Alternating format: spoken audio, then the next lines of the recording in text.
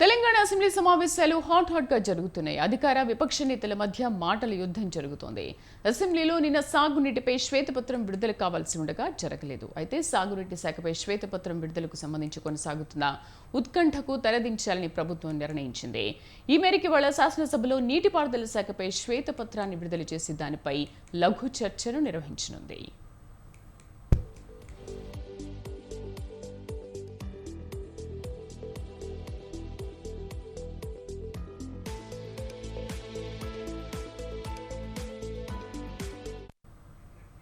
కాళేశ్వరంలో అవినీతిని కడిగేస్తూ కాగ్ నివేదిక ఇవ్వడం, మేడిగడ్డ, అన్నారం, సుందిళ్ల నిర్మాణ లోపాలపై విజిలెన్స్ ఎన్ఫోర్స్మెంట్ మధ్యంతర నివేదిక కూడా చేతికి రావడం, జాతీయ డ్యామ్ సేఫ్టీ అథారిటీ సిఫార్సులు అందుబాటులో ఉండడంతో వాటన్నింటినీ పొందుపరిచి ప్రభుత్వం శ్వేతపత్రాన్ని విడుదల చేయనుంది.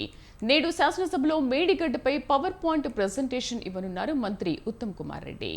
దీనికి సంబంధించి పూర్తి సమాచారాన్ని అసెంబ్లీ ప్రాంగణం నుంచి మా కరెస్పాండెంట్ రాజు లైవ్లో అందిస్తారు. Raju, over to you. Right Sridevi, ఈరోజు 8వ రోజు శాసనసభ సమావేశం ప్రారంభం కానుంది. మరి కాసేపట్లో ఉదయం 10 గంటలకు శాసనసభ సమావేశం ప్రారంభమవుతుంది. శాసనసభ ప్రారంభమైన వెంటనే కూడా నీటిపారుదల శాఖ మీద శ్వేతపత్రం విడుదల చేస్తారు. 10 ఏళ్ల పాలనలో నీటిపారుదల మీద వెచ్చించినటువంటి వ్యయం ఎంత, దాని నుంచి వచ్చినటువంటి ఫలితాలు ఎంత, ఎన్ని ఎకరాలకు సాగునీటిని అందించారనేటటువంటి అంశాలన్నింటినీ కూడా జోడిస్తూ వాటి నిర్మాణం, మొదట కాళేశ్వరం కావచ్చు, అలాగే మేడిగడ్డ, సుందిళ్ల, అన్నారం ఇలాంటి బ్యారేజీలు, ఇతర ప్రాజెక్టులు కావచ్చు, నిర్మాణానికి ఎన్ని కోట్ల వ్యయం అంచనా వేశారు, అంచనాలతో పాటుగానే పూర్తి చేయడానికి ఎంత ఖర్చు అయింది అనేటటువంటి అంశాలను పూర్తిగా సభ ముందు పెట్టేటటువంటి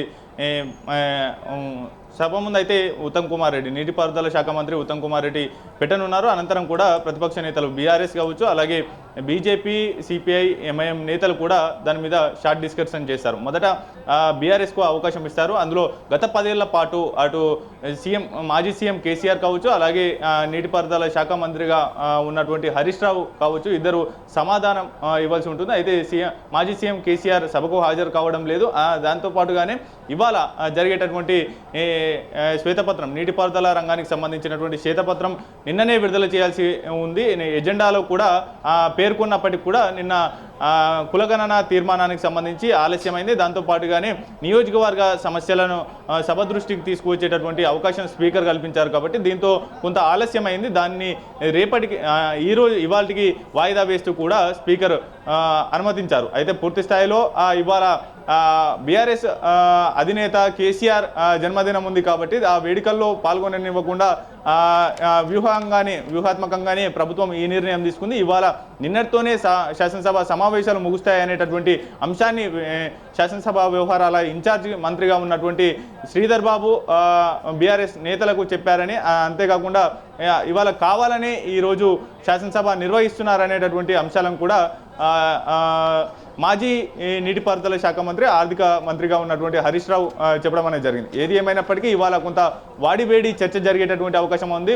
పూర్తి స్థాయిలో అన్ని రకాల అంశాలను పూర్తి సభ ముందు ప్రవేశపెడుతూ అటు కాగ్ నివేదిక, ఇప్పటికే కాళేశ్వరంలో జరిగినటువంటి అవినీతి మీద విజిలెన్స్ విచారణ ఎంతవరకు వచ్చింది, ఆ నివేదికను కూడా సభ ముందు పెడతారు. దాంతోపాటుగానే national dam safety authority, Kaleshwaram కుంగింది, మేడిగడ్డ కుంగింది, దాంతోపాటుగానే అన్నారం ప్రాజెక్టులో బొంగలు రావడం, ఇటువంటి అంశాలకు సంబంధించి ఇప్పటికే నేషనల్ డ్యామ్ సేఫ్టీ అథారిటీ కూడా కొన్ని నివేదికలు ఇచ్చింది. ఇది ఎటువంటి సర్వేలు నిర్వహించకుండా మల్లన్న సాగర్ కావచ్చు, ఇతర ప్రాజెక్టులు కూడా నిర్మాణం జరిగింది అనేటటువంటి అంశాలను పేర్కొంది. దీంతో పాటుగానే ఇతర కేంద్ర నుంచి తీసుకోవాల్సినటువంటి అనుమతులు ఏవి తీసుకోలేదు, అంచనాలకు మించి ఈ యొక్క ప్రాజెక్టు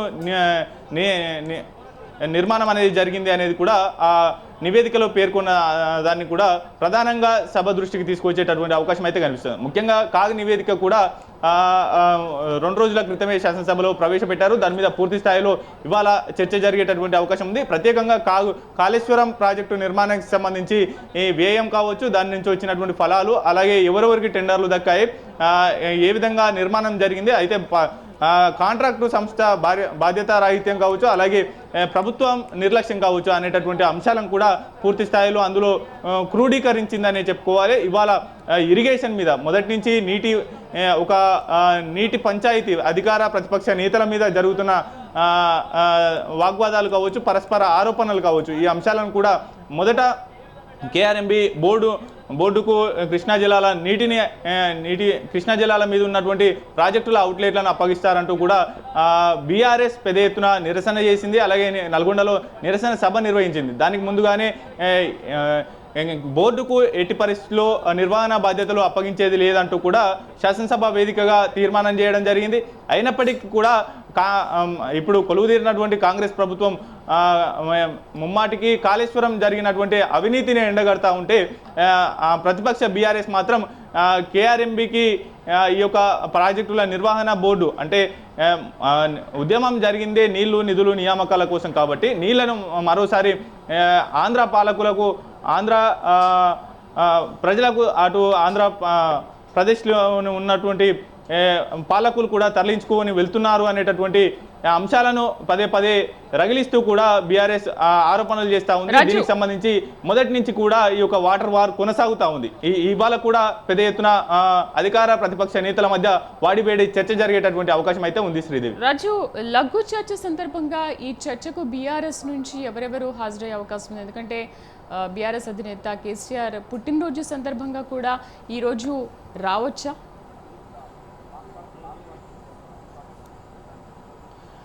ఇప్పటికే 2 శాసనసభ సమావేశాలు మనం చూసాము. అయితే రెండవ శాసనసభ సమావేశానికైనా మాజీ సీఎం కేసీఆర్ హాజరవుతారు.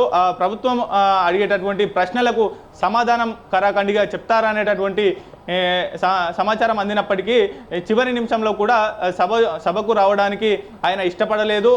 అయితే ప్రతిపక్షంలో ఉన్నటువంటి పార్టీ అధికారంలోకి వచ్చింది. అయితే ఈ నేపథ్యంలో ఆయన కొంత సభకు రావడానికి కొంత ఇష్టపడలేదని చెప్పుకోవాలి. ఈరోజు కూడా మాజీ సీఎం కేసీఆర్ సభకు హాజరయ్యేటటువంటి అవకాశాలు అయితే కనిపించడం లేదు. పూర్తి స్థాయిలో నీటిపారుదలకు సంబంధించి పూర్తి అవగాహనతో అలాగే ఇప్పటికే శ్వేతపత్రానికి సంబంధించి పూర్తి స్థాయిలో చర్చించేందుకు కూడా బీఆర్ఎస్ నేత హరీష్ రావు, మాజీ నీటిపారుదల శాఖ మంత్రిగా ఉన్నటువంటి హరీష్ రావు సిద్ధమయ్యారు. అన్ని రకాల ఆధారాలతో కూడా సభకు హాజరవుతానంటూ కూడా ధీమాతోనే ఉన్నారు వారు. అంతేకాకుండా ఆ ప్రాజెక్టులో ఇచ్చినటువంటి సాగునీరు ఎన్ని ఎకరాలకు ఇచ్చారు అనేటటువంటి అంశాలను గతంలో ఉమ్మడి రాష్ట్రంలో తెలంగాణలో ఉన్నటువంటి భూభాగానికి ఎన్ని ఎకరాలకు నీరు అందించారు, దాంతోపాటుగానే తెలంగాణ రాష్ట్ర ఏర్పాటు అనంతరం కూడా తెలంగాణలో ఉన్నటువంటి భూభాగం ఎన్ని ఎకరాలకు నీరు అందించామనేటటువంటి అంశాలను కూడా పదే పదే సభ దృష్టికి తీసుకొచ్చేటటువంటి అవకాశం ఉంది. దీంతో పాటుగానే ముందస్తుగానే అటు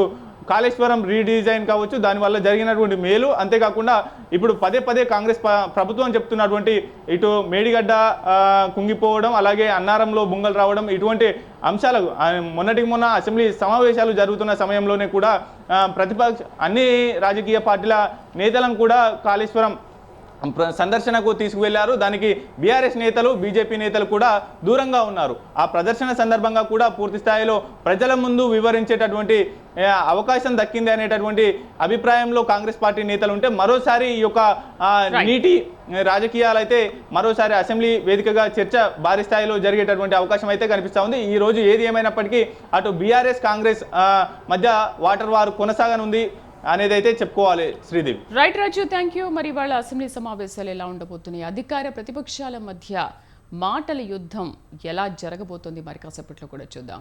సో 81,911 కోట్లతో చేపట్టిన కాళేశ్వరం ఎత్తిపోతల పథకానికి సంబంధించి అన్ని కాంపోనెంట్లను కాగ్ దాదాపు 2 ఏళ్ల పాటు వడపోసి ఖచ్చితమైన లెక్కలు తీసింది. నీటిపారుదల శాఖ శ్వేతపత్రంలో అవే అంశాలు ప్రధానంగా ఉండే అవకాశాలున్నాయని అధికార వర్గాలు తెలిపాయి.